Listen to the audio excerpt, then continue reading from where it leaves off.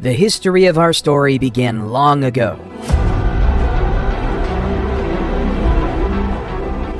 At one point in time, around 3 billion years ago, we were floating around as little tiny atoms in the little petri dish of the world. Fast forward to around 6 million years ago, and we see the emergence of the first hominids, the family of primates that include humans. 1.9 million years ago, Homo erectus was the first species to leave Africa and colonize other parts of the world. They had larger brains than their primate ancestors. Around 400,000 years ago, the first evidence of the Neanderthals. Their bodies were adapted to the cold environments of Europe and Western Asia. Their distinctive facial features were some of the most human-like ever seen. Then came us, the only surviving species of the Homo genus. But how did Homo sapiens rise into a global dominance through the mechanism of civilization?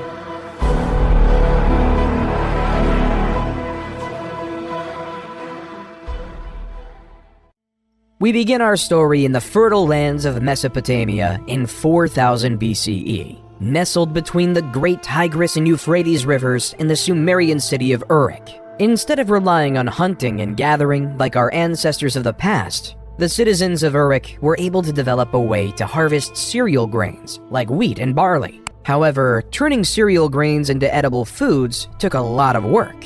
In the beginning, they had to use an invention called a hand mill, which consisted of 2 stones. As the grains were crushed between the 2 stones, the flour was collected in a container and stored for future use. This was the start of something great. This complex, strenuous process was our modern world's first example of agriculture. We no longer depended on hunting animals or picking berries for our food. Rather than using human ingenuity, we can create our own food source. This allowed Uruk to prosper into a place with over 50,000 residents. However, this change did have a change on the human body. The average height of men drastically shrunk from 5'9" to 5'3", and for women they shrunk on average from 5'3" to 5 feet. Instead of being the super athletes we were of the past, we were smaller, less noticeable farmers. People also became landlocked, changing the very essence of what it means to be human. In the early 3000 BCE, according to legend, King Gilgamesh began his rule as a Sumerian king of his region.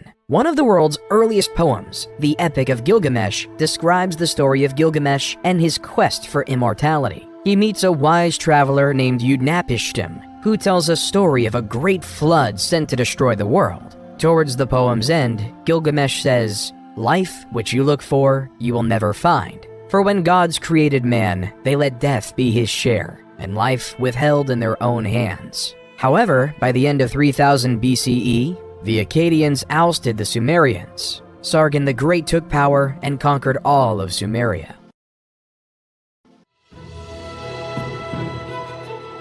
While in the Indus Valley in modern-day Pakistan, a new civilization was growing.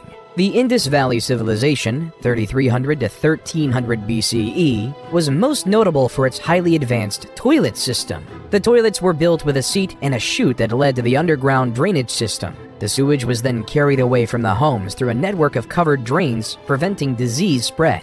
The waste was treated and disposed outside of city limits, helping to keep the cities clean and hygienic. While in Egypt, they were more consumed with building pyramids than basic human plumbing.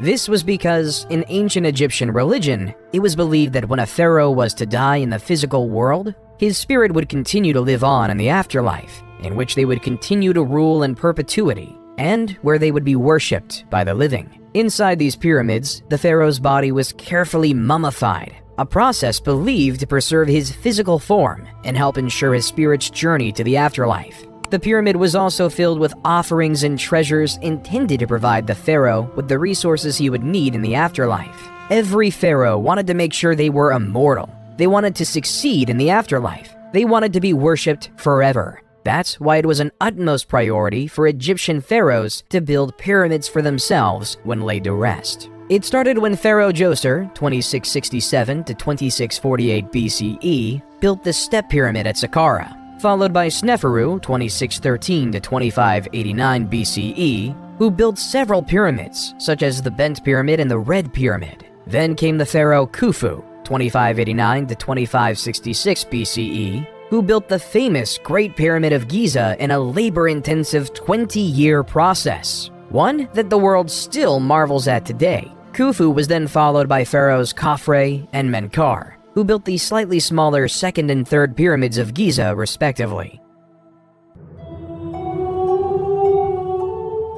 While over in China in the year 2100 BCE, the first Chinese dynasty was upon us. Like the people of Mesopotamia, the Chinese were ever reliant on agriculture, producing rice, wheat, and barley among other crops. However, as legend has it, the Yellow River flooded.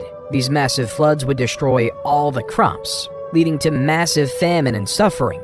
However, not all was to be lost because Yu the Great was on his way. Yu was so distraught by this problem that he would spend his days traveling up and down the Yellow River. He found ways to divert the rivers by building levees and dikes so that he could regulate the waterways. Then, after 13 years of hard work, the floods could no longer wreak havoc on the land. The people were overjoyed, and Yu was hailed as a savior. That was the start of the first Chinese dynasty, the Jia dynasty. Though the accuracy of this tale is questioned by historians, it does establish an important precedent.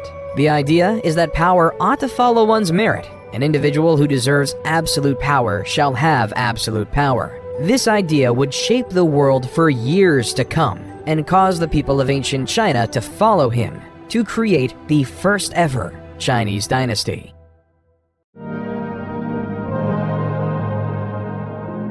While back over in Mesopotamia, around 1772 BCE, a Babylonian king named King Hammurabi created the basis of the legal system as we know it today. Hammurabi ordered the creation of a 7-foot-tall, 2-foot-wide stone slab.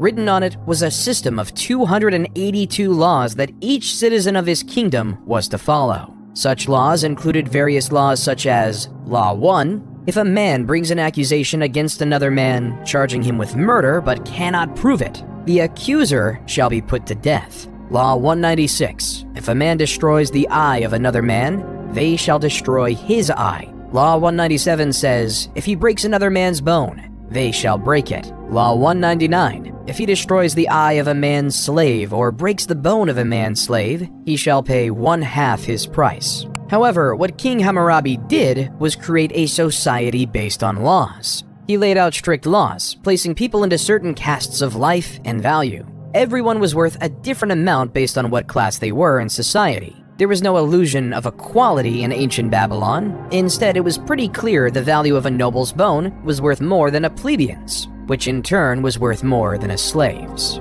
An idea we continue to see throughout history.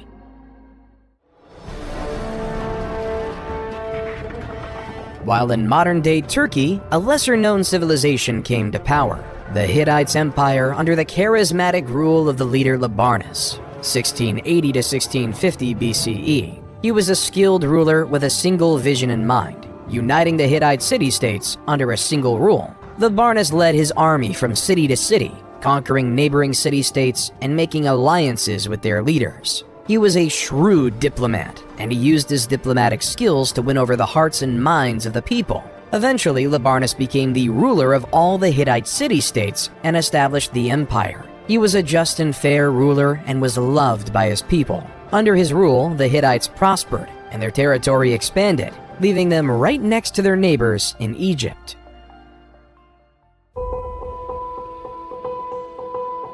While in modern-day Greece, a collection of city-states emerged on the European continent. Mycenaean Greece, 1600 BCE to 1100 BCE, was dominated by an elite warrior society and consisted of a network of palace-centered states that developed rigid hierarchical, political, social, and economic systems. At the head of this society was the king.